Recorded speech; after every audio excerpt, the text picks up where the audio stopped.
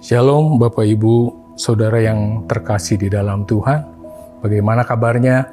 Saya harap Bapak Ibu tetap dalam keadaan sehat, taati protokol kesehatan, dan tentunya tetap berdoa, kita berharap kepada Tuhan. Beberapa waktu yang lalu saya ngobrol dengan seorang supir truk yang mengirim barang ke tempat saya, bahwa di kendaraannya sekarang sudah terpasang GPS. Sehingga apa keuntungan buat dia? Keuntungannya kendaraan tidak usah kembali ke garasi tempat yang punya kendaraan, tetapi sekarang boleh dibawa pulang asal ada tempat menyimpan kendaraannya. Lalu apalagi keuntungannya katanya? Keuntungannya ketika mobil ini rusak, dia tinggal fotokan. Lalu apa yang rusaknya dibawa ke bengkel, lalu pemilik kendaraan akan mentransfer biaya berapa yang dibutuhkan.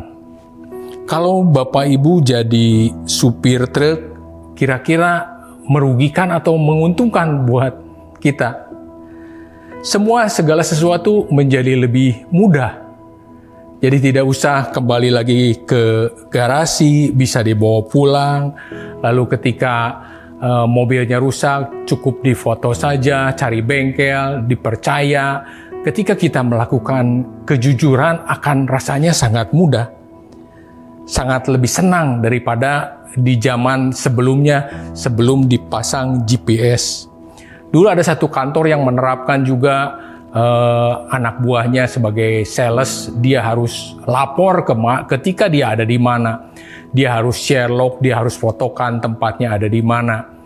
Itu juga bagi orang yang baik, bagi orang yang benar menjadi tidak masalah. Tetapi bagi orang yang memang curang dan tidak jujur akan menjadi sesuatu hal yang merugikan, menjadikan masalah buat dia. Saya dan istri saya juga menggunakan aplikasi yang bisa memantau ketika istri saya terpisah dengan saya di perjalanan. Dia pergi ke pasar, saya bisa tahu, saya bisa melihat keadaannya di mana, dia di perjalanan kecepatan berapa, dia ada di mana, lokasi mana, sudah dekat atau masih jauh, saya bisa mengetahuinya. Kita pun harus menyadari bahwa kita semua juga dipantau oleh Tuhan.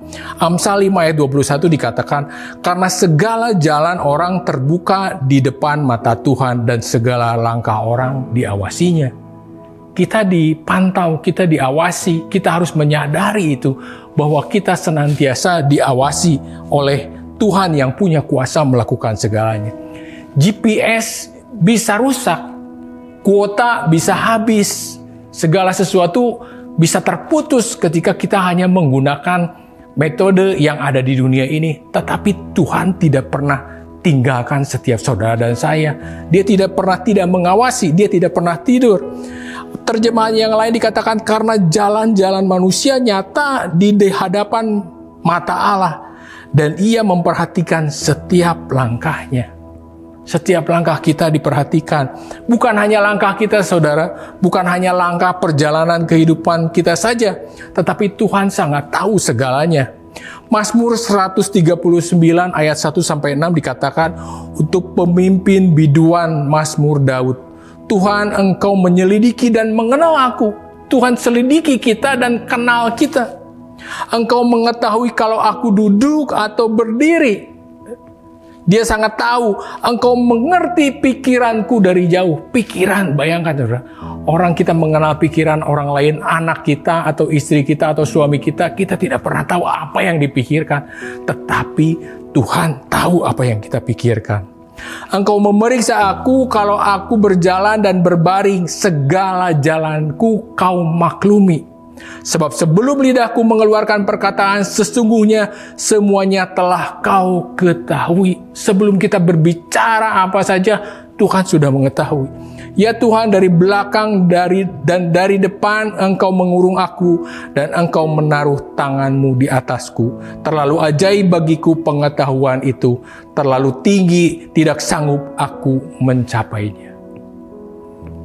Biarlah setiap saudara dan saya juga menyadari, mengetahui apapun yang sedang kita alami, kita hadapi, bahwa Tuhan mengetahui semuanya. Bukan hanya perjalanan, tetapi apa yang kita pikirkan pun Tuhan mengetahuinya. Tuhan Yesus berkati, biarlah menjadi berkat buat setiap saudara dan saya. Tetap jaga kesehatan.